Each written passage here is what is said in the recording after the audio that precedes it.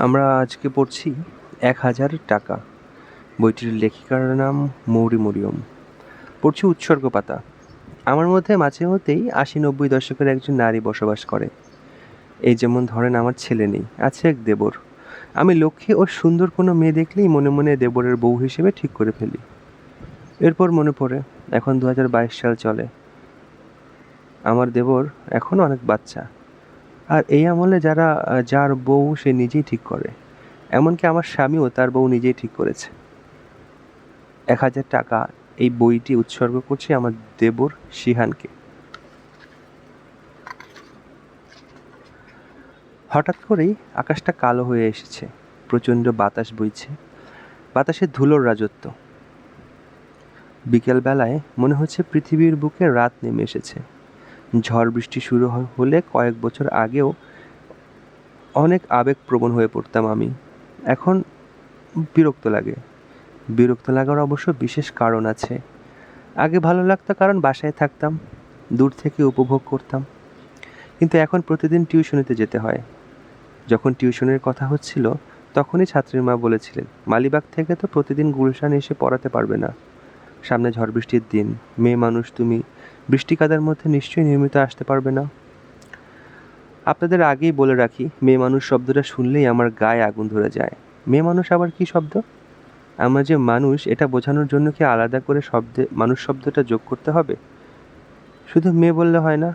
যদিও এসব বিষয়ে ভদ্রমহিলাকে কিছুই বললাম না, শুধু বললাম আমি যদি নিয়মিত আসতে না পারি তখন বাদ দিয়ে দেবেন।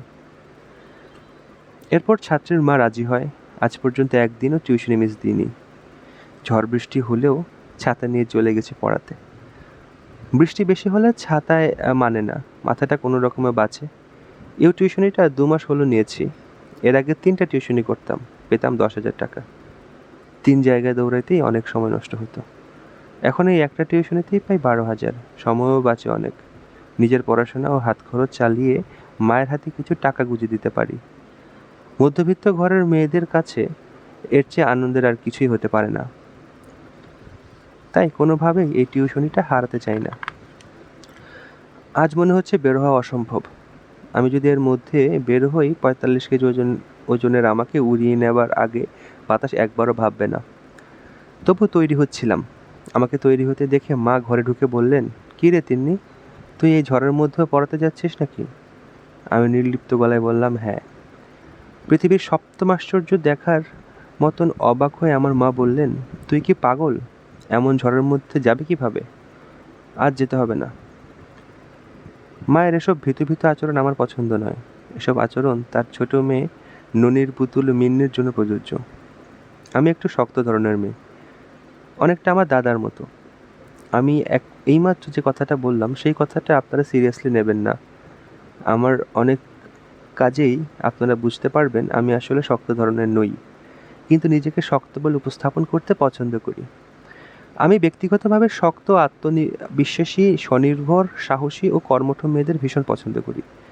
এমন মেয়েদের দেখলে আমার মনে হয় ঈষৎ হিংসা জন্মায়, কারণ এর একটাও আমি নই, কিন্তু প্রতিটি হতে চাই। ইদানিং অনেকটা সফলও হচ্ছি। তবে ঝামেলা কি জানেন? আমি এরকম, কিন্তু হতে চেষ্টা করি আরেক রকম। তাই আমি এখন কেমন তা আমি নিজেই জানি না। কেউ আমাকে বুঝে উঠতে পারে না। অনেক সময় আমি নিজেও পারি না। মা আবার ধমকে উঠলেন, কি হলো, কথা বলছিস না কেন? ঝামেলা আছে, যেতে হবে, তুমি বুঝবে না মা। কথা একটা বললেই বলিস বুঝবো না। বুঝবো না কেন? তোকে পেটে ধরেছি আমি। আজকালকার ছেলে মেয়েদের সাহস দেখলে অবাক হই।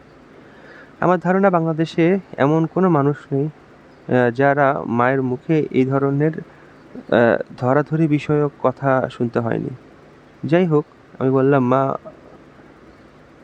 বোঝাতে গেলে অনেক সময় লাগবে। একদিন সময় নিয়ে বুঝিয়ে বলবো। বাবার ডাকে মা ঘর থেকে বের হয়ে গেলেন। তারপরে আমার ফোনটা এলো। ছাত্রীমা ফোন করেছে, তিন্নি, আজ তোমার আসতে হবে না। কেন আন্টি? কেন আবার? তুফান হচ্ছে, দেখো না। আজ আবহাওয়া আরও খারাপ হবে। জানি, জানি তো এই অবস্থাতেও পাগলের মতো চলে আসবে, তাই মানা করলাম। আজ বের হওয়াটা রিস্কি। ঠিক আছে আন্টি।